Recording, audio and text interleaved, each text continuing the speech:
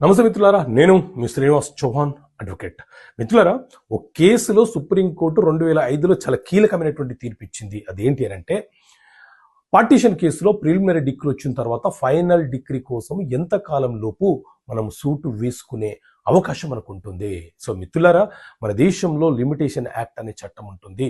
ఈ చట్టం ప్రకారంగా ఒక వివాదము ఇద్దరు వ్యక్తుల మీద సంభవించినప్పుడు ఎంత కాలంలోపు సూటు ఫైల్ చేసుకోవాలో చెప్పే చట్టమే ఈ లిమిటేషన్ యాక్ట్. అయితే పార్టీషన్ కేసులో మొదట న్యాయస్థానం విచారణ జరిపి ప్రిలిమినరీ డిగ్రీ ఇస్తుంది. ఆ ప్రిలిమినరీ డిగ్రీ ఇచ్చేసిన తర్వాత నుంచి ఎన్ని సంవత్సరాల తర్వాత అయినా సరే మనం ఫైనల్ డిగ్రీ కోరుతూ పిటిషన్ దాఖలు చేయవచ్చు. ఎందుకంటే ఫైనల్ డిగ్రీ కోసం వేసే పిటిషన్ అది కొత్త వివాదం కాదు, కొత్త కేసు కాదు. సో జైరాబీ మరియు ఇబ్రాహీం అనే కేసులో సుప్రీంకోర్టు కీలకంగా ఈ అంశాన్ని ప్రస్తావిస్తూ తీర్పునిచ్చింది.